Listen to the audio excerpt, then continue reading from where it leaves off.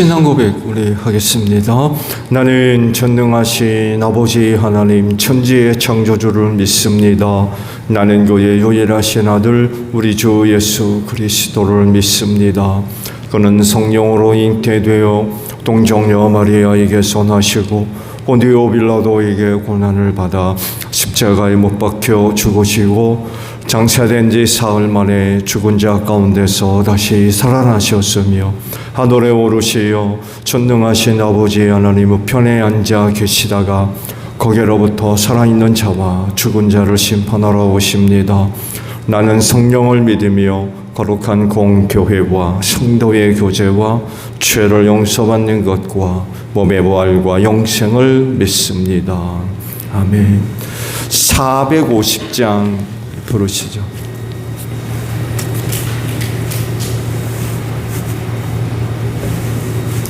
찬송가 450장이에요.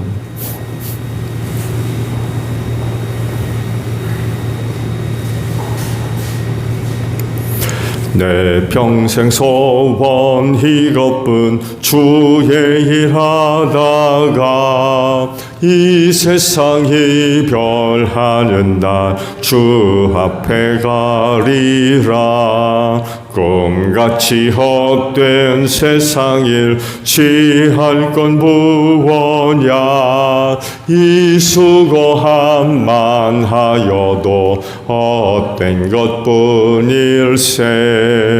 불같은 시험 많으나 겁내지 맙시다.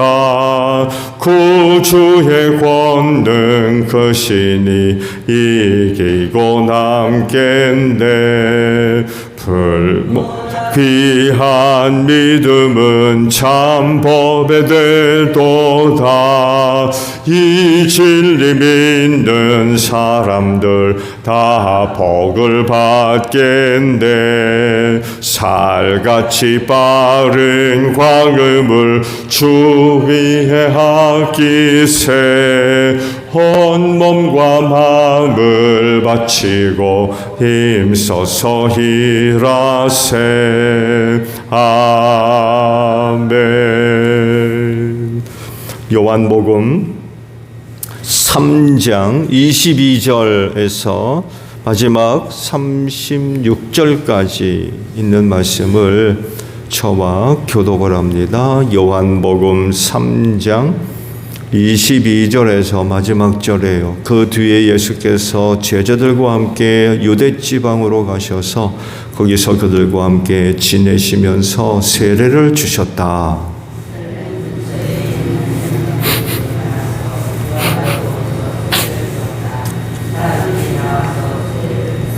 그때는 요한이 아직 옥에 갇히기 전이었다.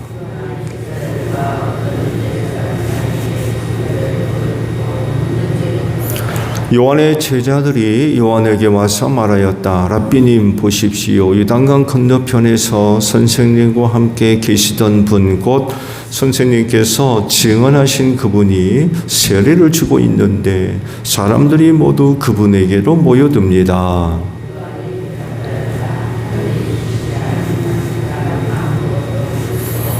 너희야말로 내가 말한 바 나는 그리스도가 아니고 그분보다 앞서서 보내심을 받은 사람이다 한 말을 증언할 사람들이다.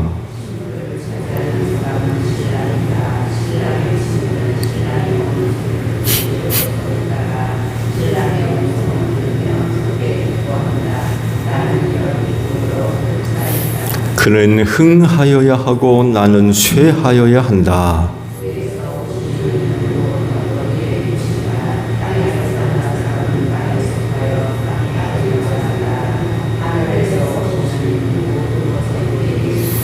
자기가 본 것과 들은 것을 증언하신다. 그러나 아무도 그 증언을 받아들이지 않는다.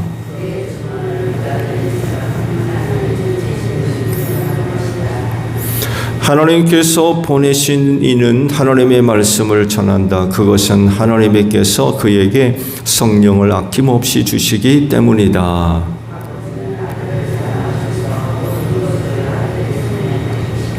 함께합니다. 아들을 믿는 사람에게는 영생이 있다. 아들에게 순종하지 않는 사람은 생명을 얻지 못하고 도리어 하나님의 진노를 산다. 아멘. 오늘 아침에는요 28절에 있는 말씀을 함께 나누려고 그래요. 너희야말로 내가 말한 바는 그리스도가 아니고 그분보다 앞서서 보내심을 받은 사람이다 한 말을 증언할 사람들이다 라는 말씀입니다. 하나님께서 한 영혼을 창조하시고 이 세상을 보내실 땐 그냥 보내시는 것이 아니라 뜻을 세우시고 보내세요. 그래서 이 땅에 나타나는 모든 사람, 어느 한 사람이더라도 무의미하게 이 세상에 존재하는 사람이 없습니다. 그러나 무의미하게 사는 사람들이 많죠. 왜? 하나님을 인정하지 않아요.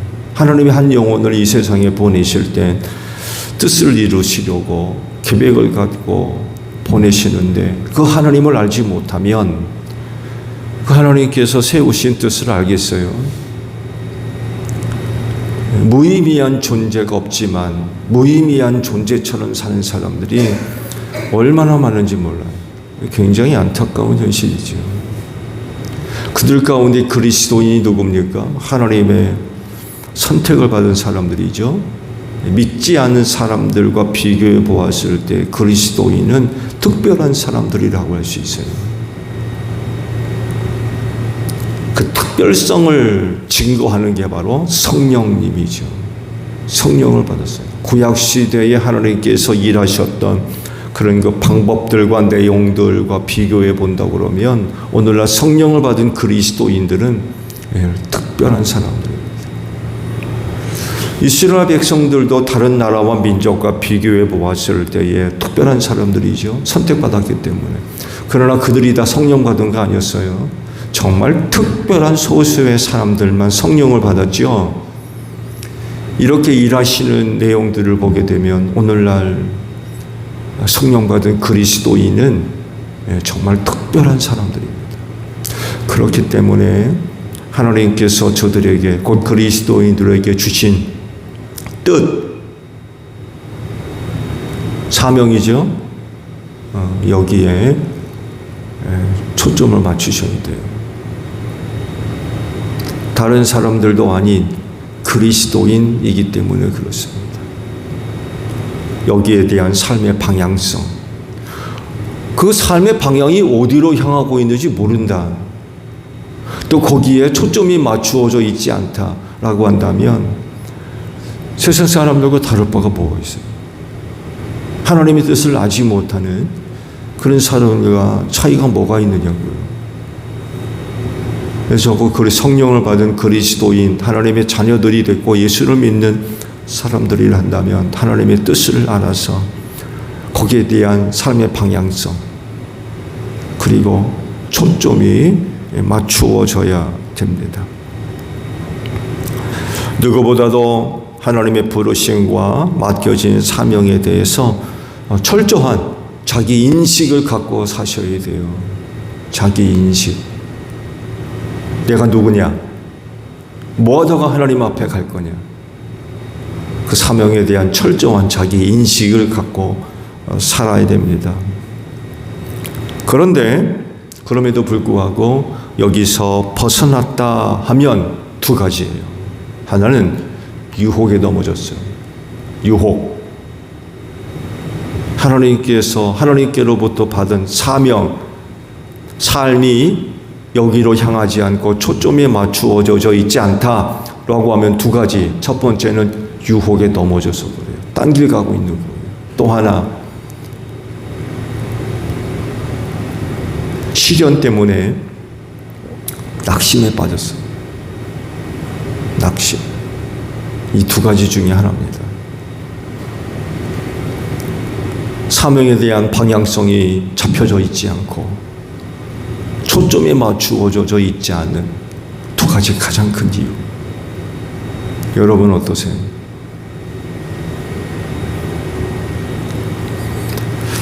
이 두 가지 모습을 예수님에게서 먼저 한 가지 발견할 수가 있어요. 광야에서 기도하실 때 누가 찾아와요? 사탄이 찾아오죠. 사탄이 그 예수님을 두고 시험했던 내용, 유혹했던 내용들을 가만히 보세요. 예수께서 세상에 계실 때에 감당해야 할 사명과 같습니까? 거리가 멀어요. 예수께서 감당해야 할 사명과 거리가 멉니다. 사탄이 유혹해가지고 사명 감당하지 못하게 만들려고 유혹을 했어요. 유혹의 내용들이 예수님이 감당해야 할 사명과 거리가, 만약에 예수께서 그 사탄의 유혹을 이기지 못했다 그러면 사명 감당 못하게 되는 거죠. 또 하나, 제자들이에요. 예수께서 고난당하시고 별세하셨죠. 그때 제자들이 보인 반응이 뭐예요? 자, 고향으로 돌아가서 고기 잡으러 가자. 다른 말로 표현하면 환속이라고 그러죠. 환속. 다시금 옛 생활로 돌아가 버렸어요. 왜? 낙심. 스승 예수가 죽었다는 것, 끝났다는 거죠. 사람들이 낙심에 빠지니까 사명이 어디 있어요? 낙심한 자에게서 사명 발견할 수 있어요? 제자들이 그런 모습을 보여주고, 낙심하니까 사람 낚는 업으로 부름을 받았고 3년 동안 데리고 다니면서 보여주시고 들려주시고 경험하게 하시고 그런 그 특별한 가르침 교육을 받았음에도 불구하고 낙심에 빠지니까 야, 고기 잡으러 가자, 그러는 거예요. 사람 낚으러 가자, 예수의 증인으로 살자, 이런 게 아니라 고기 잡으러 가자, 예수 생활로 돌아가 버리는 거죠. 낙심해서 그래요. 이런 모습들을 볼 때 부르심을 받은 자들로서 그리스도인은 그 사명에 대해서 철저한 자기 인식을 갖고 신앙생활을 해야 돼요. 그렇지 않으면 자칫 방향성을 잃어버려요. 어디로 향해야 될지, 어디로 가야 될지 방향성을 잃어버린단 말이에요. 그리고 거기에 초점을 맞춰줘야 돼. 돋보기에 햇볕을 받아가지고 쬐면은 햇볕이 모아져서 열이 발생하잖아요. 어릴 적 그런 장난 많이 놓으셨죠. 두꺼운 돋보기 갖다가 개미집에다가 이렇게 쏘이는 그런 장난들 많이 했잖아요. 이 초점이 흐려지게 되면 열이 발생하지 않잖아요. 그래서 말씀을 드린 대로 사명을 가진 그리스도인은 자기 인식, 그 사명에 대한 자기 인식, 그러질 못하면 이 방향성을 잃어버리고 초점이 맞춰지지를 않아요.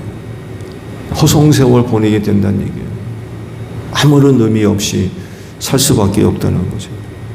오늘 주신 말씀 보면 세례 요한과 그의 제자들과의 관계에 대해서 말씀을 하십니다. 즉 세례 요한에게도 많은 제자들이 있었는데 그 둘 사이의 관계가 어떠했는지를 밝히고 계십니다. 예수님도 제자들과의 관계를 설정하실 때에 명확하게 하셨습니다. 즉 그들을 처음 부르실 때 뭐라고 부르세요? 내가 너로 사람 낚는 어부 되게 하겠다. 명확하게 설정을 하셨습니다.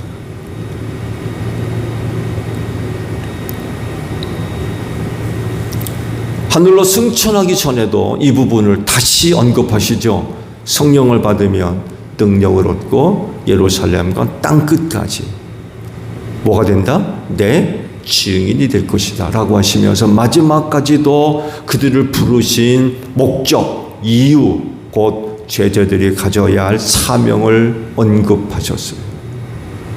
그들의 방향성, 초점을 흐트러지지 않도록. 너희가 앞으로 뭐 할 거냐? 이거를 다시금 일러주신 거죠. 이렇게 예수님은 분명하게 제자들과의 관계를 정하시고 3년간 그들을 데리고 다니셨어요. 그러시면서 다른 사람들은 볼 수 없고 들을 수 없고 경험할 수 없는 것들을 다 경험하게 하셨어요. 사람 낚는 어부 되게 하려고. 그중 한 사람은 탈락하죠. 그렇죠? 가룟 사람 유다는 탈락했습니다. 그렇지만 나머지 제자들은 예수께서 목적하신 대로 증인이 되었죠. 그런데요, 이런 관계가 세례 요한과 그의 제자들 사이에서도 발견할 수 있어요. 그러니까 세례 요한이 많은 제자들을 데리고 있었죠. 그 중에 12 제자와 같은 관계들이 설정되어 있는지는 잘 드러나지 않지만 적어도 세례 요한이 제자들을 둘 때엔 그도 분명한 명확하게 선을 설정을 해두고 있었다는 것입니다. 세례 요한의 제자들은요, 세례 요한이 누구인지 사람들에게 증언해야 할 사명을 갖고 있었어요. 즉 세례 요한은 그리스도가 아니며 그리스도보다 먼저 보냄받은 사람이라는 것을 증언해야 할 사명을 갖고 있었다는 거예요.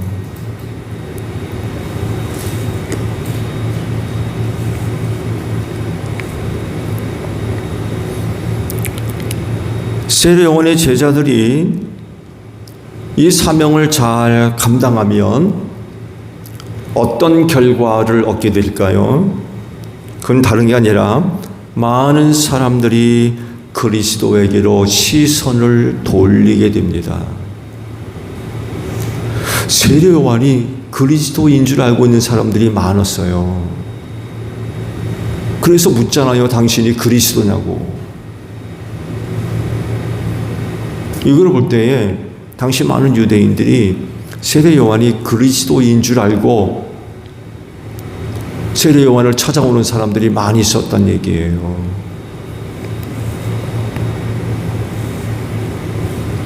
그런데 그의 제자들이 아니다. 세례 요한은 그리스도가 아니라 그리스도보다 먼저 보냄받은 사람이다라고 증언을 해줄 때에 많은 사람들이 시선을 세례 요한에게로 두었다가 어디로 돌려요? 예수님에게로 시선을 돌리게 만들어준다는 거죠. 왜? 세례 요한이 그리스도가 아니라 그러니까.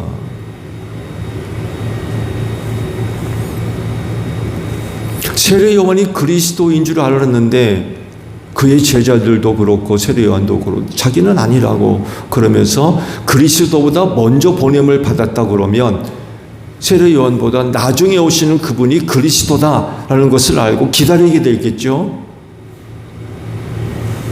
그래서 그리스도가 오실 때에 많은 사람들이 누구한테로 가요? 예수님에게로 걸음을 옮기게 되고 그분에게로 모이게 되고 그분을 따르시게 된다라는 그런 사실입니다. 그러니까 세례 요한의 제자들과 예수님의 제자들과의 차이가 좀 있어요. 예수님의 제자들은 예수님이 그리스도다라고 증언하죠. 세례 요한의 제자들은 세례 요한이 그리스도가 아니다라고 증언해야 할 사명들이 있다는 거죠. 사명이 달라요.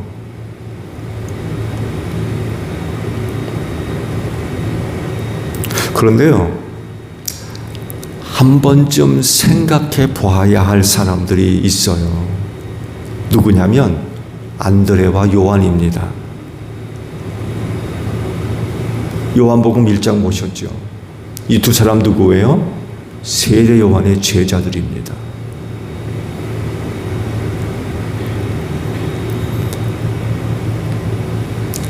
안드레와 요한이 세례 요한과 함께 있었을 때 예수가 지나가죠. 이것을 본 세례 요한이 봐라, 하나님의 어린 양이다 이야기를 해주니까 이 두 사람이 보인 태도가 뭐 행동이 세례 요한을 두고 예수를 따라갑니다.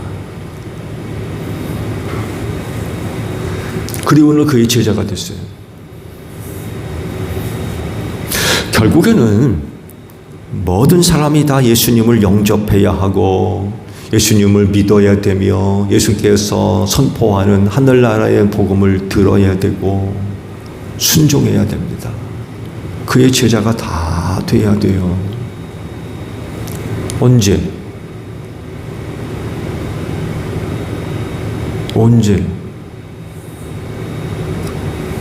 다른 사람들이 아닌 요한의 제자들이라고 하면 이 물음 앞에 깊은 생각이 있어야 돼요.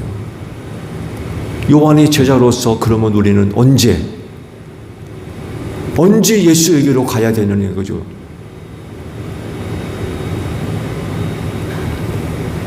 언제까지나 요한의 제자로 있을 수 없어요. 그렇죠? 언제까지나 세례 요한의 제자로 있을 수는 없어요. 그야말로 때가 되면 그들도 예수님을 영접해야 되고 예수님을 믿어야 되고 예수님이 증언하는 말씀을 따라야 되는 그의 제자가 되어져야 하기 때문에 그렇습니다. 이들한테 던져지는 질문이 그거예요. 그럼 언제?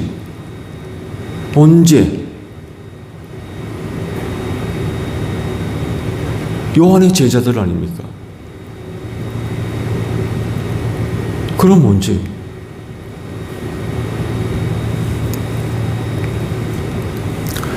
하나님께서 틀림없이 그 적절한 때를 정해 주실 겁니다. 아마 언젠가는 예수에게로 가야 되기 때문에 그 때를 누가 정하세요?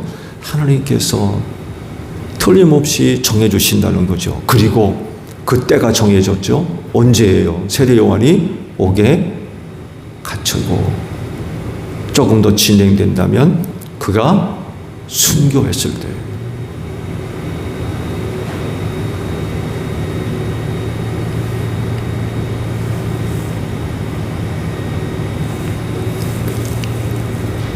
이후에 안드레와 요한이 예수님에게로 건너가서 그의 제자가 되었다면 어땠을까? 라는 생각을 하게 만들어요.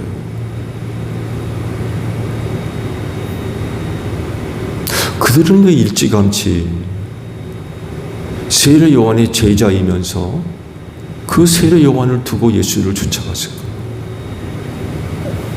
과연 그들에게 그때가 적정한 때였을까? 여러분 어떻게 생각하세요? 여러분 같으면 어떻게 하시겠습니까?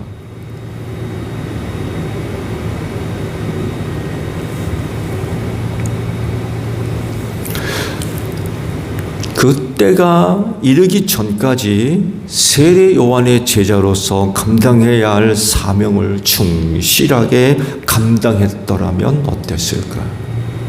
라는 것입니다. 부활 하나님의 어린 양이다 라고 이야기하니까 곧 떠나 예수를 따라갔거든요.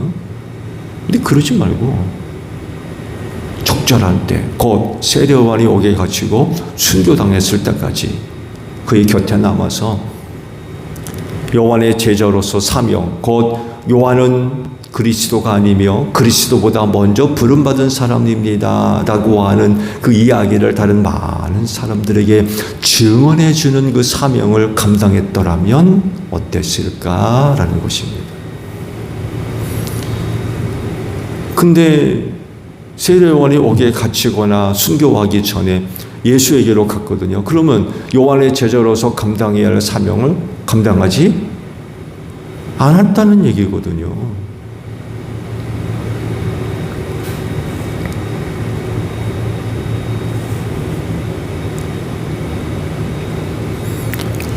세례 요한의 제자로서 충성되이 사명을 감당한다고 해서 결코 부정적인 모습이 아니거든요.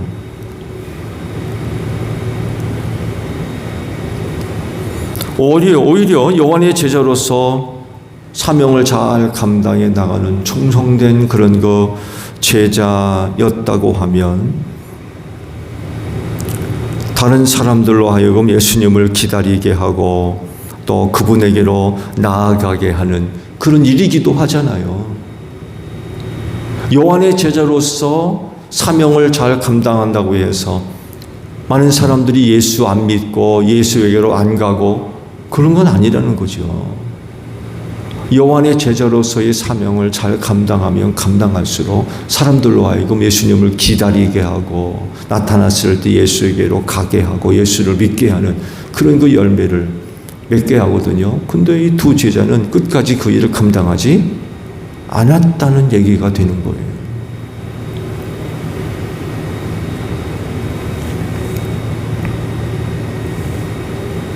예수님은 두 사람이 자기 일을 따라오는 건 막지 않으셨어요. 돌려보내지 않으신 거죠. 그 두 제자 안드레와 요한을 맞아들이고 당신의 제자로 삼으셨죠. 세례 요한 아직 할 일이 남아있는 사람입니다. 오늘도 말씀 봤죠. 예수님과 함께 세례를 같이 주어요. 같은 지역에서. 아직 옥에 갇히기 전이기 때문에 여전히 세례 요한이 감당해야 할 일이 있다는 거죠. 아직 할 일이 남아있는 세례 요한에게 그 요한의 제자가 따라올 때 돌려보내지 않으셨어요. 그렇게 하신 이유가 있었겠죠. 우리는 모르는 이유가 예수님에게는 있어요. 예수님은 이걸 두고 한마디도 말씀하지 않으셨어요. 그러나 또 한편 세례 요한의 제자들, 세례 요한이 옥에 갇히고 순교당한 이후 상당수에 이르는 요한의 제자들이 예수에게로 건너왔을 겁니다. 근데 보세요. 이후로 세례 요한의 제자들 가운데 두 사람을 제외하고 어느 누구도 사도로 부르지 않습니다. 안드레와 요한이 처음이자 마지막이었어요.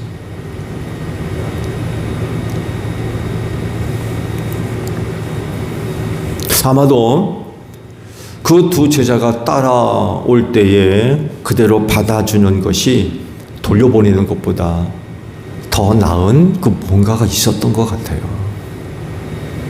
말씀드린 대로 예수님은 이 두 제자를 두고 어떤 말씀도 하지는 않으시지만 돌려보내는 것보다는 데리고 있는 게 훨씬 더 나은 어떤 이유가 있었던 것 같아요. 그래서 나중에 여러분들 천국에 가셔서 예수님 만나 뵙거들랑 한 번쯤 여쭤보세요.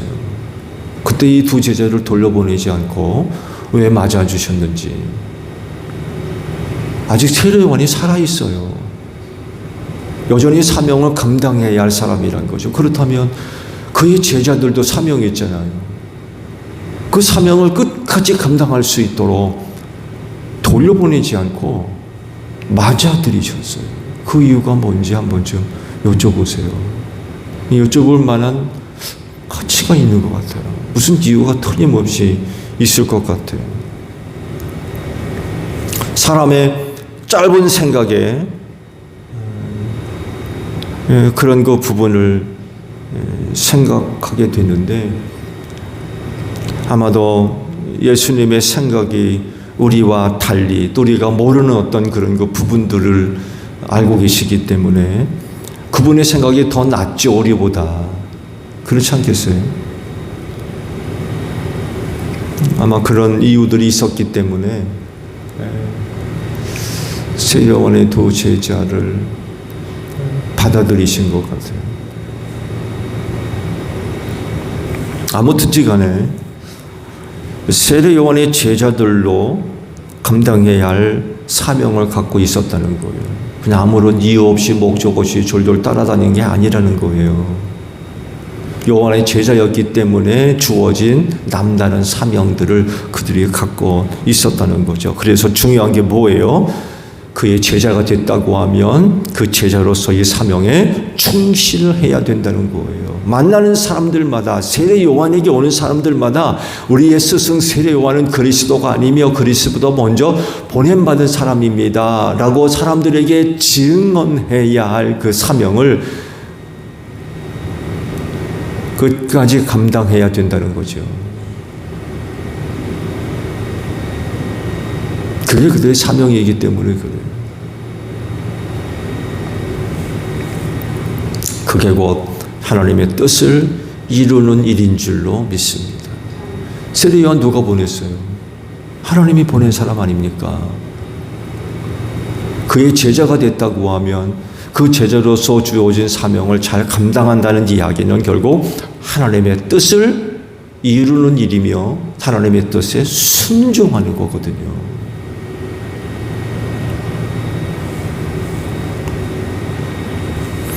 세례 요한의 제자로서 받은 사명이 예수님의 제자에게 주어진 사명보다 덜 중요하고 가치가 떨어지는 거냐? 라고 한다면 그런가요? 떨어져요?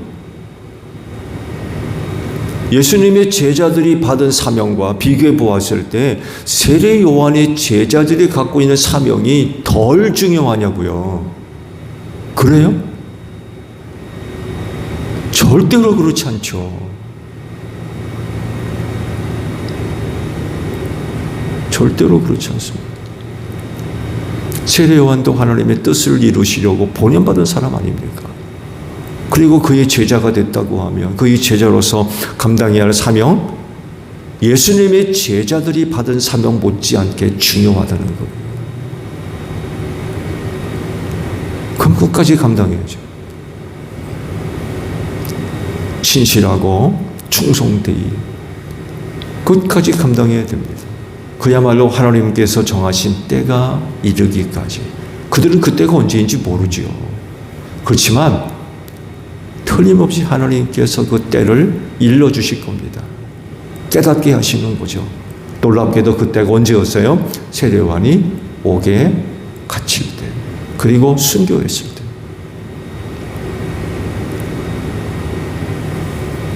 그때까지 요한의 제자로서 그 사명을 잘 감당해야 된다는 거죠. 세례 요한의 제자로서 끝까지 충성되게 사명을 감당했다고 하면 하나님으로부터 칭찬 들을 겁니다. 잘했다. 착하고 충성했죠. 내가 작은 일에 충성했으니 내가 많은 것으로 갚아주니.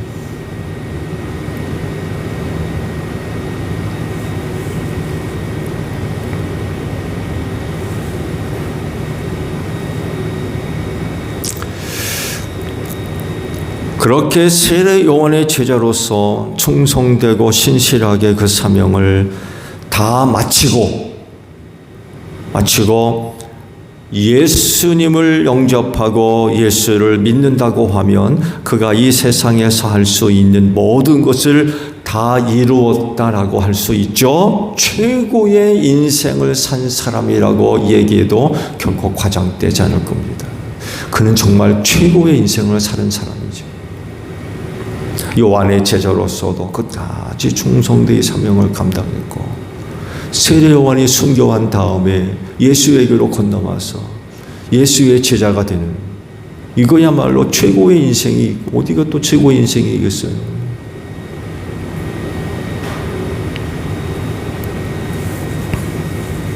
각자에게 주어진 사명 끝까지 잘 감당하시기를 바랍니다. 예수를 믿는 사람으로서 감당해야 할 사명, 이곳을 향하여 우리의 삶의 방향성이 정해져야 되고 여기에 우리의 초점이 맞춰져야 될 줄 압니다. 이를 위해 성령께서 각양의 은사들을 나눠주신 줄로 믿습니다. 오늘도 하루 주께서 여러분에게 허락하신 그 사명에 초점을 맞추고 하나님의 뜻을 이루어가는 여러분들이 되시기를 바랍니다. 주기도문 합니다. 하늘에 계신 우리 아버지, 아버지의 이름을 거룩하게 하시며 아버지의 나라가 오게 하시며 아버지의 뜻이 하늘에서와 같이 땅에서도 이루어지게 하소서.